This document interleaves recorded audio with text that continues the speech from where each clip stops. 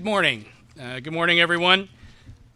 On behalf of the Board of Directors and staff, I'd like to welcome Governor Newsom, Secretary Ghaly, Judge Manley, Senator Cortese, Supervisor Chavez, Mayor Gloria, Mayor Schaaf, and other VIPs to Momentum for Health.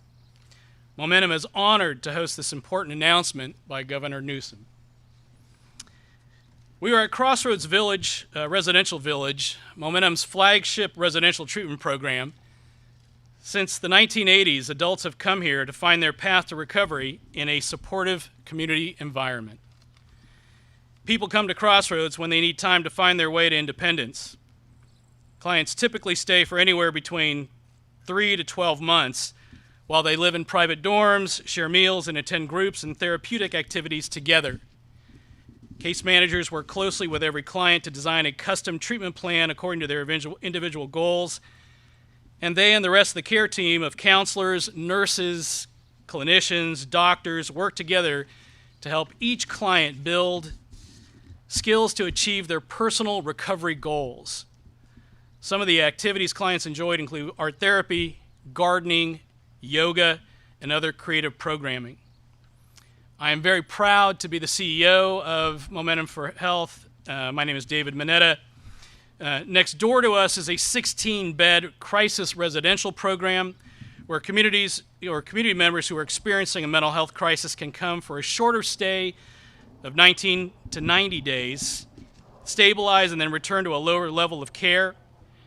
And in front is an adult outpatient team serving the diverse greater East San Jose community. This is a community behavioral health treatment campus. Momentum is a community-based nonprofit organization in a network of other amazing community-based organizations, providing vital mental health and substance use disorder services to Santa Clara County residents. Our services are provided through contract and partnership with Santa Clara County Behavioral Health Services Department, and we are very, very fortunate to have a supportive board of supervisors and county administration supporting behavioral health services. They recognize the behavioral health crisis we are in and made that declaration a month ago. We are equally grateful for strong relations with our local courts, especially the behavioral health courts. We all do so in the midst of a worldwide pandemic where behavioral health disorders are increasing by number and acuity across all demographic groups, with an alarming and unfortunate disproportionate volume of anguish rendered on communities of color and folks from the LGBTQ community. As behavioral health disorders across our community rise in number and acuity, we are experiencing one of the worst and most severe worker shortages I've ever seen in my 30-plus year career.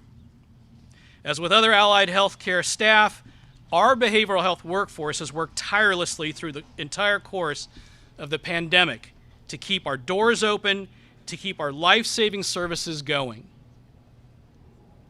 Through every COVID wave, we've stayed open thanks to a very dedicated workforce. With Governor Newsom by my side,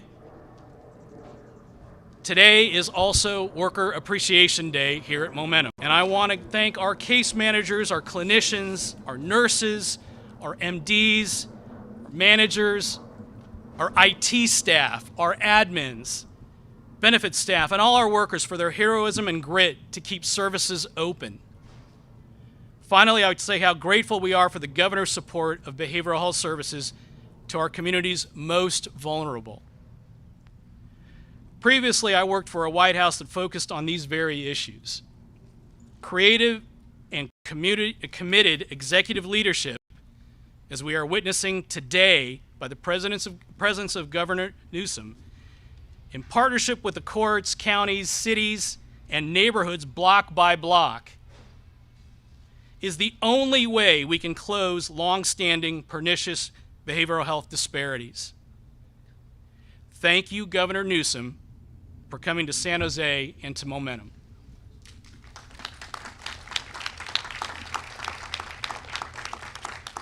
I am honored to introduce the next speaker, my colleague, Rovina Nimbalkar, CEO of NAMI Santa Clara.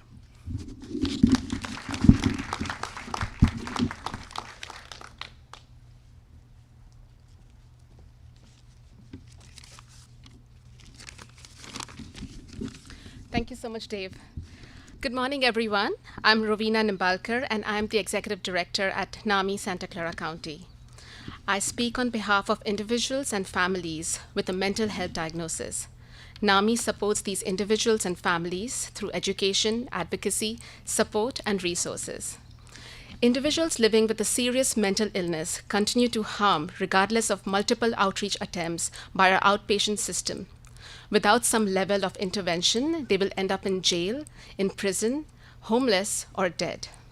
The many families who contact NAMI Santa Clara County in desperation trying to find help for their very ill family members further substantiate this. We really appreciate Governor Newsom's initiative on the Court Care Program, a program that uses civil court accountability with community-based solution with an emphasis on housing is much needed in California. The Board of Directors of NAMI Santa Clara County and I support the Court Care Program. And with the Court Care Program in place, we will have an opportunity to help these individuals start along the road to recovery and to a more fulfilling life. Thank you so much. And now I invite Tamika Moss.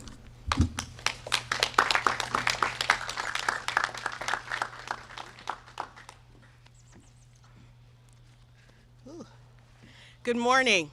My name is Tamika Moss, and I'm the CEO of All Home California. We work on homelessness and housing security issues across the Bay Area, and I'm so honored to be here today because this is the most critical issue of our time. We are facing a crisis of epic proportion in terms of those who are experiencing homelessness in our state, those who are suffering from behavioral health challenges and not having access to the support that they need.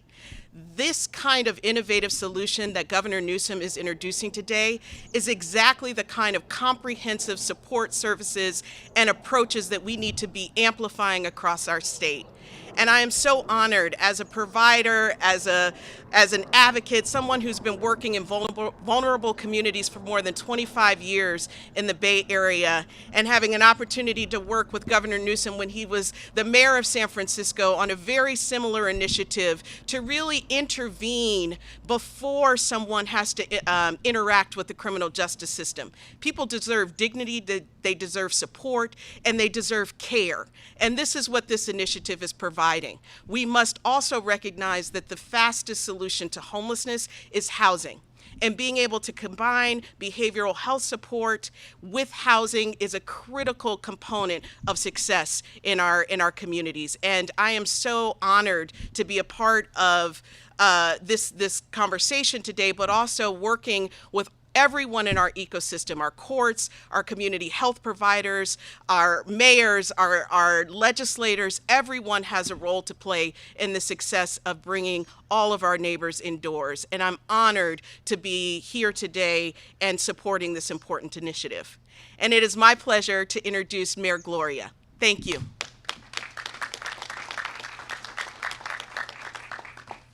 Thank you, Tamika, and good morning, everyone. I'm San Diego Mayor Todd Gloria, and I'm pleased to be here today in support of Governor Newsom's proposal, which is an issue of paramount importance to the people of San Diego, and I think for folks all throughout California. In my State of the City address this past January, I announced that I would dedicate my efforts as mayor of the state's second largest city to reforming California's conservatorship laws. As a part of that address, I made the point that it's time that we face the painful and obvious truth. Our behavioral health system in California is broken, and now is the time to fix it.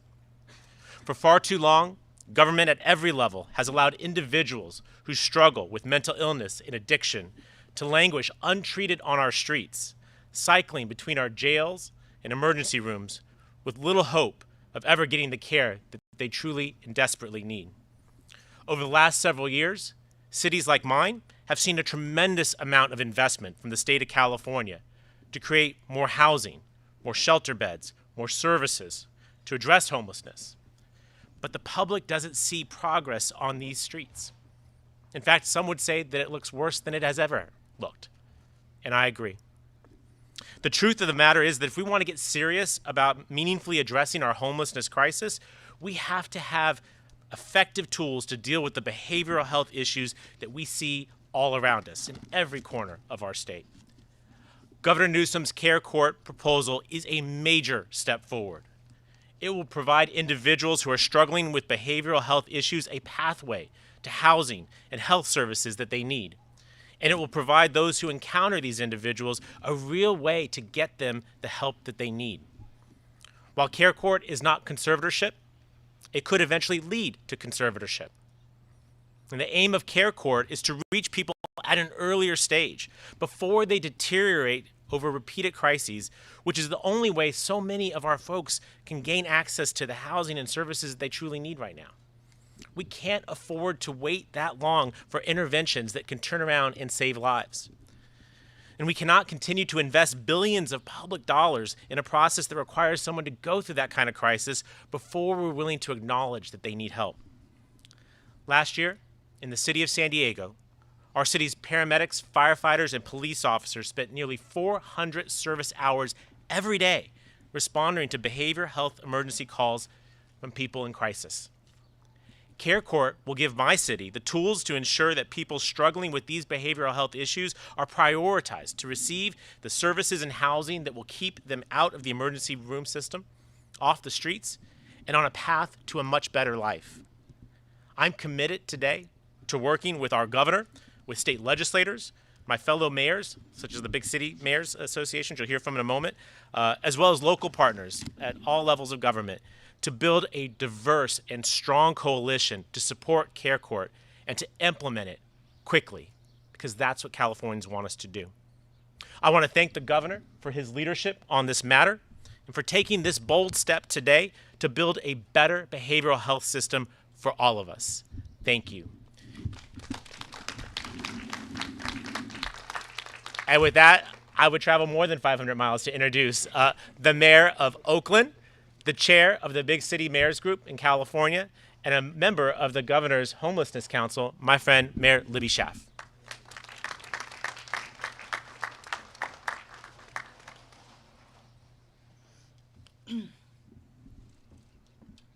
It's time that our golden state stops walking by our greatest moral shame and faces it head on with clarity and compassion.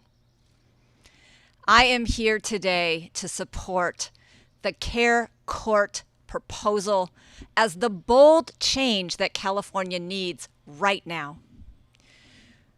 What I appreciate, what excites me about Care Courts is that it stands for the value that care for our most vulnerable should not be optional. It should be a legal mandate. And this idea of a legal mandate is one that came out of the governor's Regional Council of Homeless Advisors. I was out last week on Oakland's homeless count with hundreds of other volunteers in the dark and freezing cold. Our feet were wet from the dew on the grass. And I lost all my composure when I had to chase a rat off of a sleeping woman. But I came to find out from someone familiar with her that she had been living in that same spot for 3 years, feeding rats on a regular basis because they were her chosen company. She had been offered care, shelter, housing countless times, but had been left to freeze on the pavement in our city. If we are to call ourselves a civilized society and a golden state, we must take bold action now. I believe Care Courts is that bold action. I am excited to introduce to you our next speaker, someone who I have loved working with for many years. We are in his hometown where he grew up and where he proudly represents it as State Senator Dave Cortese.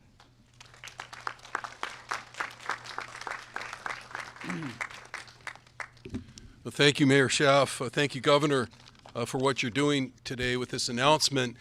I like the name of the facility here, Crossroads.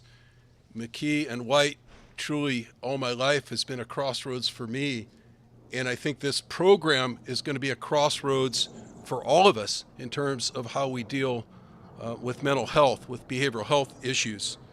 I want to thank David Mineta for running what I think is the best mental health and behavioral health organization in Santa Clara County, and thank you for having us today.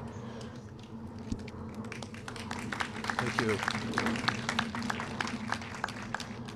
I've been saying for a while, and I said it as recently as yesterday in a Senate Budget Subcommittee, that we have to move mental health issues from a criminal platform to a healthcare platform, and we need to make that shift. And that's really the crossroads that we're at, and that's why the governor's announcement today about Care Court is so important. What we just heard from Mayor Schaaf about the homeless individual she was describing is an indecency. And it's indecent for us, even in this wealthiest county in the world, to have 38% of our homeless population clinically diagnosed with mental health issues and living outside unsheltered as we speak. It's indecent for us to have a jail system here in Santa Clara County where nearly half of the jail population, which the next speaker just told me today is about 2,600, about half of them are clinically diagnosed with mental health issues, but they're not referred to mental health facilities. And it's indecent for families in this community where I grew up to not have the ability to refer loved ones to the proper care like they will be with Care Court. And we need to get this done, and we need to get the legislative cooperation. And Governor Newsom, I stand with you, as so many of my colleagues will, on this matter. Thank you so much. And thank you all for what you're doing. And let me now introduce somebody on the front lines who understands what's really going on and the need for this program as much as anybody I know, our great judge here in Santa Clara County, Judge Manley.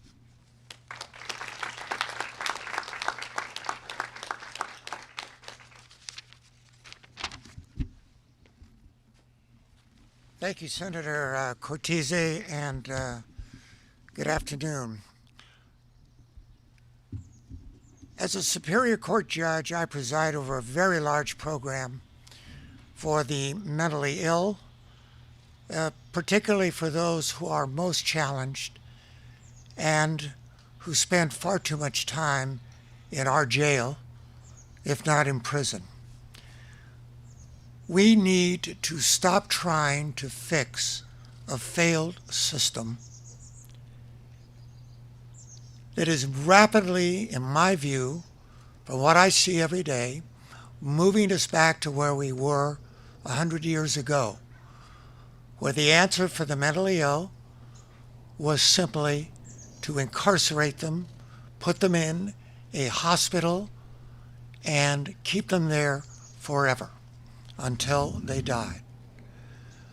We need to stop trying to fix what is broken and embrace the new approach that Governor Newsom is advancing. Mental health is a real crisis in the court system. It's a crisis in our community. It's a crisis across the state.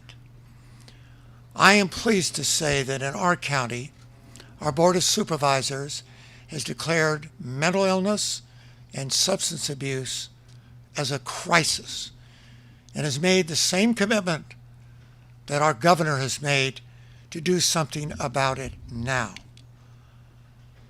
I do want to note something that I see every day in my work that I think is very positive and very supportive of what the governor has proposed. I have been able to order the release of a substantial number of individuals who otherwise would be committed to the state hospital and locked up and kept there often for as long as 2 years. And I've been able to release them into the community, into treatment programs like the wonderful one that we are at today with David Mineta and his incredible staff.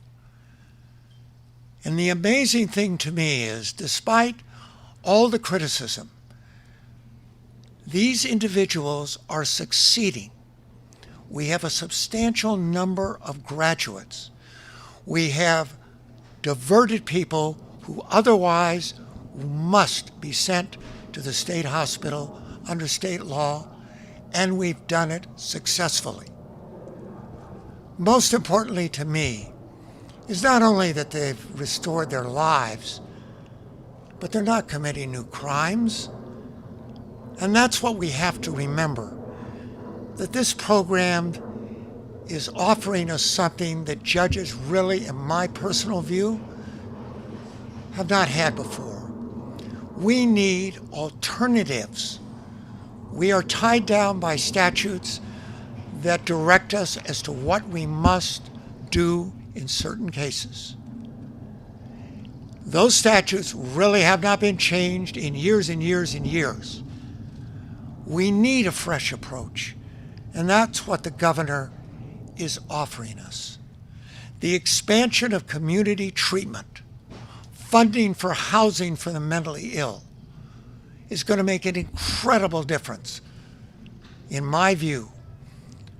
If we stop looking at this as a problem that the courts must resolve through litigation, arguments, and act as a neutral observer and a fair decision maker, we aren't going to get anywhere. Because the courts, judges do not have the alternatives that they need to be able to treat people with the compassion and dignity that they deserve. Mental illness is not a crime, and we need to do something to help those people who get caught up in our system again and again and again. I would close with this. This proposal of our governor offers real hope. Hope for change that has been needed for so many, many years. I also want to acknowledge, standing right next to me, our interpreter. And I can tell you, she is of such value. She helps me all the time in court, and I will tell you it is a real challenge, and without her help, we wouldn't be able to give the assistance to those who are deaf, and also for those who don't even know how to sign. And so it's a blessing. I'm now, it's an honor to introduce, and I'm not going to get his name right because it was just given to me, but I do know his son, Tony Lazzarato. Did I get that right, Tony? Was I close?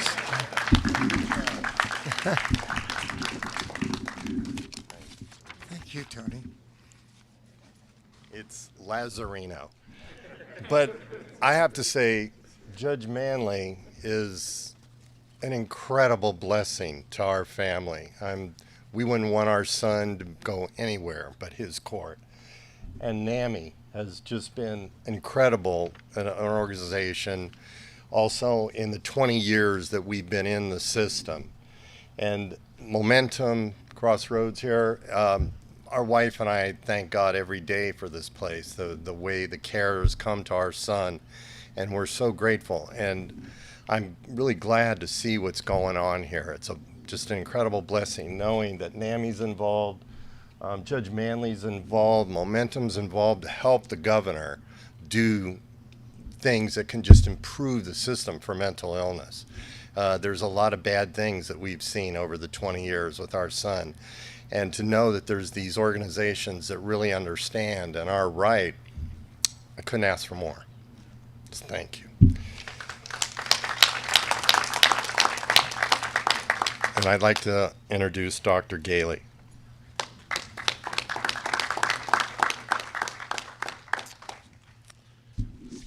Good afternoon. Really pleasure to be here on this important day for this very critical, important announcement. I just want to start by thanking David, you and your team for welcoming us here. This is about work in the community for the community. Today is really about three things. It's about a paradigm shift, it's about partnership, and it's about the people we're here to serve. And when I think about the paradigm shift, you heard others before me talk about how what we have today doesn't work. But that's not because people aren't working hard. There's plenty of people working really hard today. You witnessed that behind me. You witnessed that throughout this county.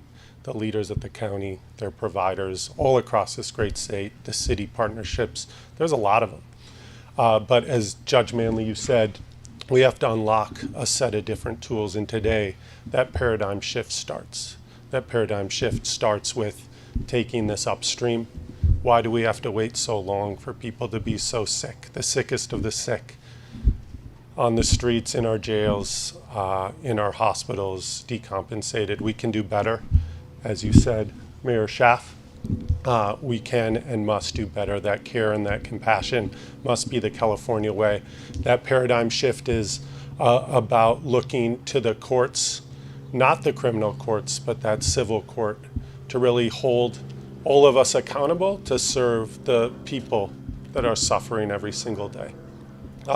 That paradigm shift is about recognizing that 1960 era views on mental health and the laws that govern mental health here in California recognize the incredible advances that we've made in the field of psychiatric care, in the field of community-based services, and insist on old and broken models.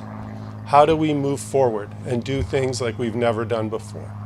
And these aren't new ideas. They're ideas that happen every single day in communities like this right behind me, where we use the tools and the medications, the love and compassion and training of lots of people to wrap around individuals who are suffering on the streets, but not all on the streets, some in families struggling, and have that chance to put together those tools that we have to unleash and unlock in a thoughtful, evidence-based way that Care Court really brings together. I'll talk about partnership too, because I think it's so important.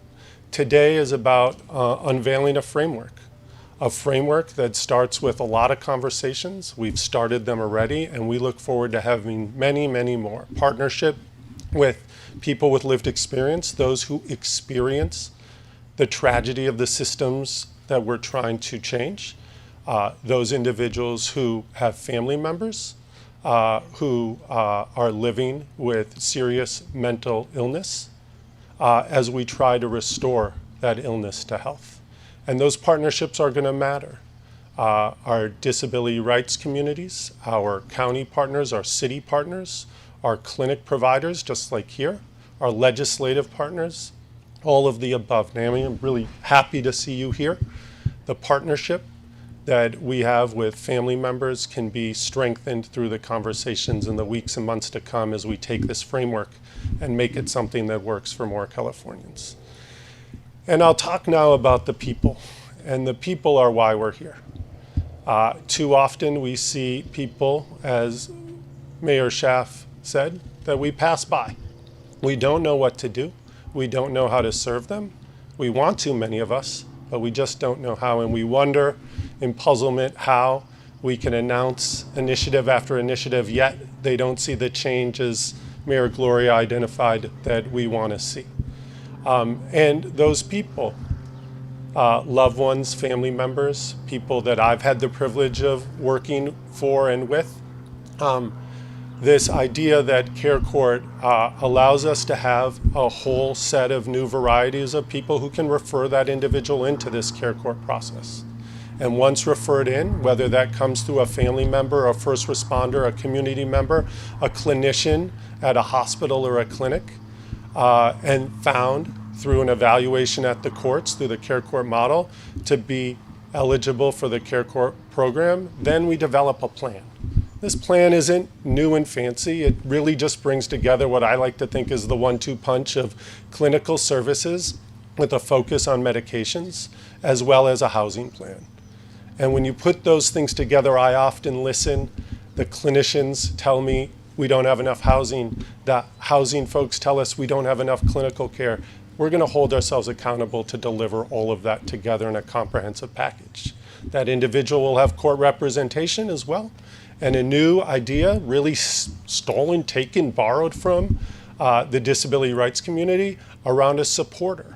What is broken in part about our conservatorship laws is that it substitutes the decision-making process. We're here about supportive decision-making, coming in, working with stabilizing individuals to the point where that insight, that judgment that's missing to make important clinical medical decisions begins to get restored, and that supporter, this new position, this new person available to help bring the best out of the client's wishes, making sure that that's part of this long, big plan, and that over time, that individual also can put together a mental health advance directive that helps us know what to do if and when the client destabilizes, medication changes to their disease, not unexpected. We should be ready by making sure we capture the wishes of that person in what we do. And then, of course, there's the accountability piece, not just on the individual, but on us as providers, as us as partners through government and clinical services to make sure that we're prioritizing this population. No longer should we walk down the street and not know what to do. We need to respond in unison that we can do something different for this population. And Judge Manley, you're right. Too many end up in our justice system, and we know that to be one of the tragedies of our day. I have the privilege of working with this amazing crew of people at the Department of State Hospitals who waits there, unfortunately, and welcomes some of the sickest people in our state into their programs, and they wish, like I do, that we don't have to wait so long. How do we go upstream? It's not upstream in the way of earlier disease. These are people who are very sick, but we don't need them to get arrested to provide this level of care, and that's what Care Court is seeking to do. And we know today that half of the felony IST, incompetent to stand trial population that comes to the state hospitals, the 6 months before, they don't have any clinical interactions. Their last interaction was with the criminal justice system. We can do better, and that's what today is about. So as I reflect on what we're here to talk about, I want to make sure to close revisiting this partnership idea. Today, we start an invitation to many to come and join us to talk about how we do this the best we can, that California way, leading with care and compassion. I have the privilege every day to work with thousands of people in state government, working with people in counties and cities and families, and I have no doubt, Governor, that your vision for a new way of doing business around mental illness, not just mental health, but the real illness on our streets, that today is about that invitation. And with that, I will invite our great governor of California to really share the vision of what we're here to talk about today. Thank you. Thank you, Doctor. Well, thank you, everybody. Thank you for your patience. I'll try to be as succinct as possible. It may not feel like, Worker Appreciation Day, making you all stand up in the corner over there. I don't know if any of you can see them, but we're grateful to all of you, and we wouldn't be here without you. So I want to extend my appreciation to all of you, the extraordinary frontline employees that make all of Dave's success work every day. Let me also just express gratitude. I think it's not an insignificant moment when we're here in San Jose, but with the mayor of San Diego and the mayor representing the big 13 mayors in the state of California from Oakland. This gives you a sense of the magnitude of this moment, the magnitude of this issue, the magnitude of what has appropriately been described as the crisis that we are trying to address here today. I'm grateful to the senator for his leadership and his comments. I couldn't agree more. We need to treat brain health early before we punish it later, and that's foundational foundational in our efforts and our partnership with the legislature, which I'll brag on more in a moment. But I want to contextualize this a little bit because Judge Manley hit on something that that hit a chord with me. We've been asking the wrong question. There's an old adage, if you don't like the answer, ask a better question. And for years and years and years, we've been asking the wrong questions. And it goes to the core of what the judge was offering. And that was his perspective on the front lines that we were trying to reform a broken system. And in the margin, we were reforming it. We made progress with Laura's Law, opt out, opt in. But when you looked at the results, 200, by the way, this is an exact number, 218 people in the entire state of California served by Laura's Law. That wasn't much of a reform. That certainly is not demonstrable progress. When you look at LPS, Lanterman-Petroshort Act, going back to my birth, mid-1960s, we're talking about a world that no longer exists. We're debating old debates, wounds on all sides of the aisle. People that want to reform in this direction, people feel it's over, we reform too much in the other direction. And so we decided to take a different tact, a different approach. And we started having conversations anew, started asking better questions, and that's where we landed on this new approach. Rather than reforming in the margins a system that is foundationally and fundamentally broken, we're taking a new approach. And we're offering a new strategy and new partnerships, but we're offering it in a way that we haven't in the past. And that's with resources. We have not taken our eye off the ball on the issue of homelessness and mental health in this state in the last 3 years. I know everybody thinks we've been zigging and zagging from crisis to crisis, and oftentimes that means we've lost sight of what's in front of us, the issue and the crisis of what's happening on the streets and sidewalks across the state. We haven't. When we got here 3 years ago, the state of California had no plan, no homeless plan, nothing. Didn't exist. There was no strategy, there was no plan. There was no accountability. There was a $500 million appropriation that went to the cities and counties, but that was it. That was 3 years ago. I want folks to know what exists today and what we're promoting into the future. We have approved $12 billion from $500 million and no plan, no accountability, to a $12 billion multi-year investment that has been approved by the legislature, where we are investing in proven evidence-based strategies with accountability plans required for the first time in history and oversight, with a resourceful mindset to build and rebuild and reimagine a future by developing partnerships that we could not develop in the past because we didn't have the resources to back them up. We have developed and organized and architected a system that has been backed up by unprecedented investments, including an additional $2 billion that's in front of the legislature for consideration. If they approve that package, $14 billion will back up this approach and this new strategy. And by the way, that includes $3 billion specifically to build housing and support clinical placements for people with severe mental illness. By the way, that's the biggest expansion in this space since we started dismantling the system infamously in that first Governor Reagan budget in 1967. We couldn't get to this point without having done that work in the last few years. Because every time you enter into this conversation, people are understandably concerned about all of this, all the support that is expected but doesn't exist, and then the demands we make on the cities and counties and care providers where they have no placements, they have no capacity to actually perform. We've flipped that paradigm. We are now providing unprecedented supports. And by the way, just on the Prop 63 Mental Health Service Act, just a few years ago it was $2.1 billion. Ongoing money this year, $3.7 billion. 2.1 to 3.7 billion.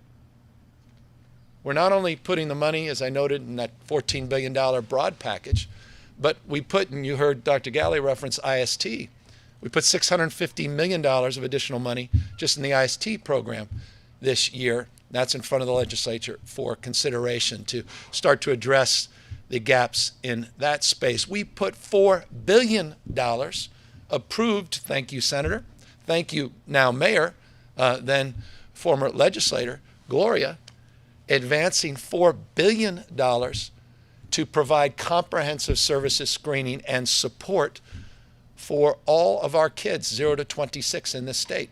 That's the most significant mental health investment that we've ever made in the state's history. That's in addition to everything else we're talking about. That's just broadly to deal with all of the challenges and stress that our kids are suffering through, not least of which over the course of the last couple of years through this crisis. So I want to just emphasize this point, and I don't want to get too lost in the weeds.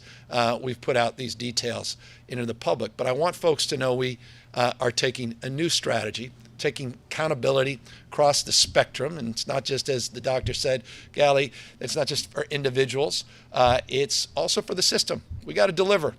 You deserve it. What's happening in this state, as Mayor Schaaf said, is unacceptable. There's no compassion stepping over people in the streets and sidewalks.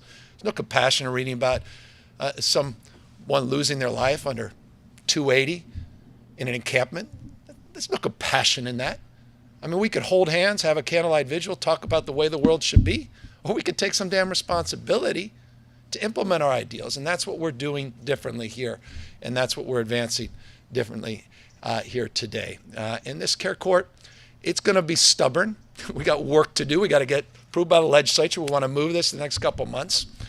But we have partners, not just Judge Manley, the courts themselves. The Judicial Council has been incredible, helping support and guide and advise.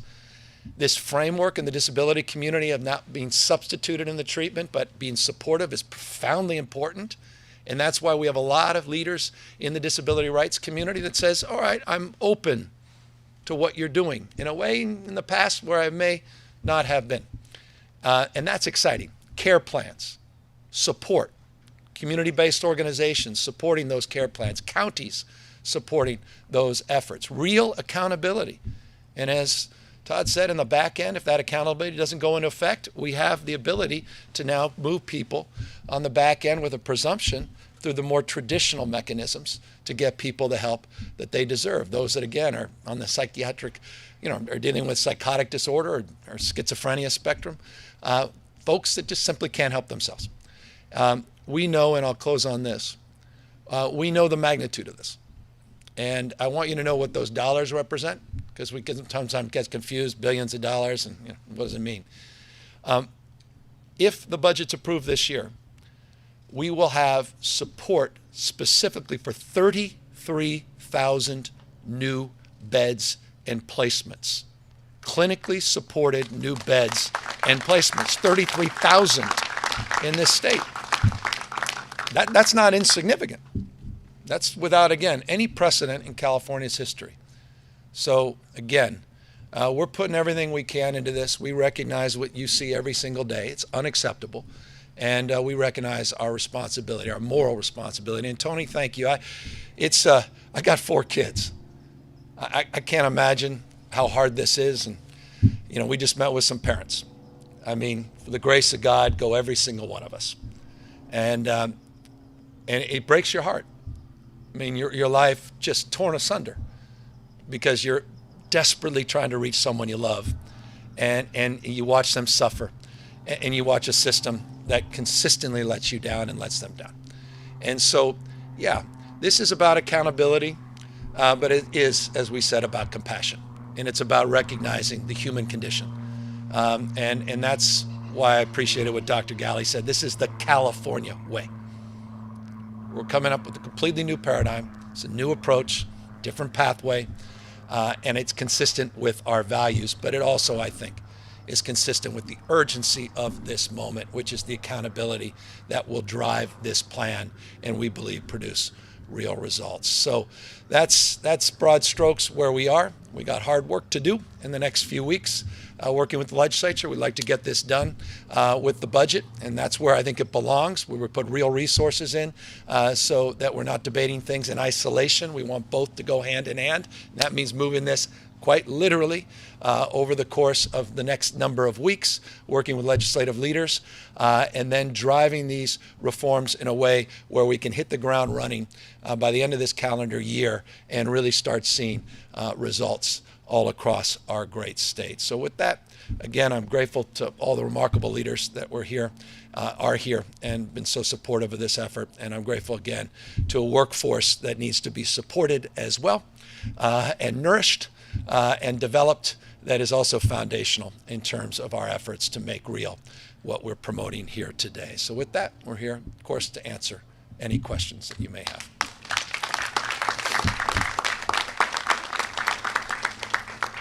Hi, so I'm Stephanie Magallon with NBC Bay Area and Telemundo 48. One of my questions is, we've heard from health clinicians that we already don't have enough treatment beds and staff. So is the funding also going to help these sort of treatment facilities? Specifically. I mean, and I think it's an opportunity. It's important that I repeat what I just said. Unprecedented investments, billions and billions of dollars, multi-year investments to develop the infrastructure, not just the physical infrastructure, but the workforce, the human infrastructure that's necessary to go hand in hand in developing this strategy. We're not status quo ante. We're not arguing for what exists today. We are arguing to invest in an unprecedented growth of the available slots and spots and clinically supported services. And that's what makes this proposal very different than previous proposals in the past. Governor Newsom, Kathy Novak from KCBS Radio. We've all seen people obviously in distress in the streets needing help. Mayor Schaaf gave the example of the woman she encountered during the homeless count in Oakland. Can you give sort of a concrete example of a situation of what might change in that kind of scenario? Yeah. Who would step in and what would happen next for that kind of person? Yeah, so if someone's severely mentally ill, chronic drug addictions that cannot make informed decisions, medical decisions for themselves, they can have a peer provide a pathway to access a care plan by providing information about this individual, providing the opportunity for a plan to be developed with the court's oversight, a plan that would have an advisory body that would review that process in a way where that individual has an advocate, a public defender, and has a peer supporter. That plan would be developed that extends from anywhere from 12 to 24 months. It would be developed with that individual in mind and provide that individual some self-determination in that process. There would be accountability components. If the individual is unwilling or unable to commit to following through on that plan, there will be the capacity to move into a different category of care and support, more traditional along the lines of what we have today through our LPS and conservatorship system. But our hope and expectation is by creating this third pathway that family members, people like Tony, mental health crisis teams, many here assembled today that are mobile and going out, homeless outreach workers, and counties themselves now will have the capacity to save someone's life. The mayor of Oakland could say, this individual, I now have the ability to help this individual who clearly can't help herself and get her off the street so she doesn't become a statistic and give her a chance. And that's what's different about this in a way that is not traditionally coercive and substituting any consideration or rather care that can be self-directed by the client themselves. Forgive me for the long-windedness, but this is nuanced and complex. But we're opening up a spectrum of ability for individuals to actually direct that care in ways we haven't seen in the past. And perhaps the most significant is family members, those first responders that are out there every single day that recognize these symptoms and recognize the challenge. And now they'll have the capacity to direct individuals and get them the support they need. Hi, Governor Newsom, Tara Campbell with ABC 7. This plan proposal is designed to help get people off the streets. One of the primary difficulties we hear about from those on the streets trying to help those get off the streets is the inability to actually remove them from the streets. How does this proposal change that? Is there a force component to this plan? Yeah, that's why it's court ordered, court oversight, with specific stepped up sanctions if we can't meet the plan. So that's what's different about this. You have a public defender, the court initiates a care plan and a process, the courts initiate a care plan and a process. There are components to guarantee due process, the civil liberties of those individuals, but the plan allows for a new tool that is not just voluntary, not just stepping aside. It requires a partnership, however, with that individual, and that's where we're trying to find a meeting of minds in terms of a new pathway. Let me be specific. Individual, right now we have about 56,000 people that end up in 5150 a year. That's the 72-hour hold many people know very, very well. You've got 5250, which is a 14-day hold, but the traditional 5150, about 56,000 people last year. Now, we know a lot of people on that 72-hour, even that 14-day hold, they're on their meds. All of a sudden, they're starting to do a little bit better, but there's no place to put them. There's no pathway after that, and they end up right back on the street. Now, with the care plan, this approach with the courts allows in that process to immediately then engage with a court-ordered process, a pathway to actually develop a strategy and a plan with oversight and accountability that will allow that individual with the housing supports that are a component of this to achieve some more permanency and success as opposed to episodic experiences through the 5150 and 5250. So that's an example of what makes this different, an example of a gap that exists and persists in this state.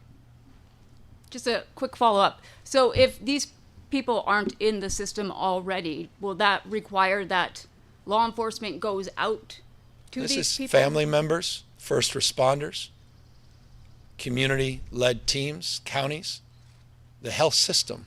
This is not about, I know everybody has this notion, we're going to round everybody. I mean, this is the dumbest stuff I've ever heard. This is just stuff, golden oldie. Everybody, we're just in, that's what created, forgive me.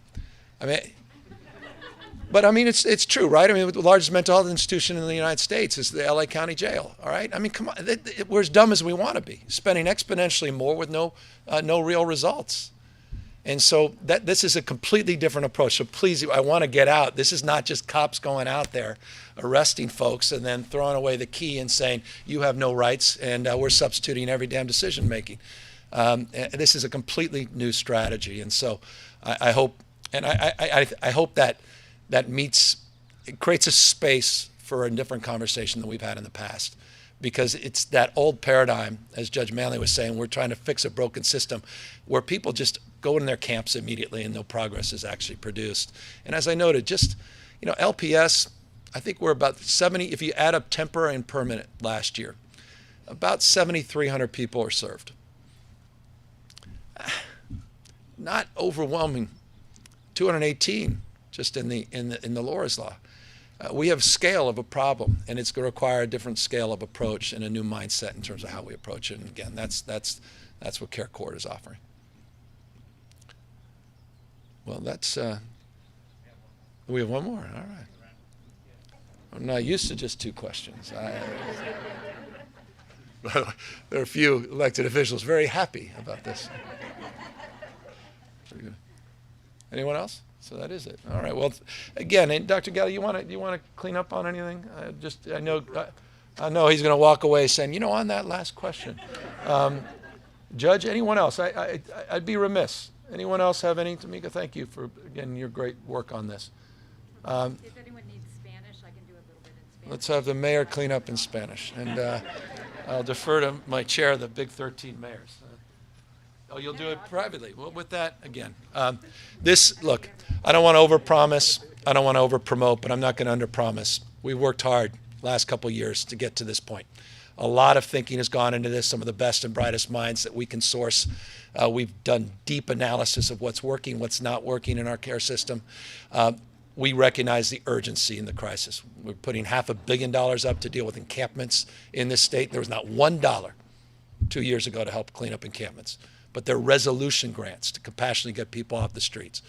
431 encampments have been cleaned up. We're down here in San Mateo just a week ago. I was personally cleaning up, as the mayor was the other day in the outreach, cleaning up encampments. We need placements for those individuals. In each and every encampment we encounter, there's one or two people that clearly need this kind of support. And so it's that spirit that brings us here of accountability, resolving problems, but moving effectively and efficiently, and moving with a sense of urgency that the people of California demand, and understandably so, and deserve. So thank you all very, very much for being here.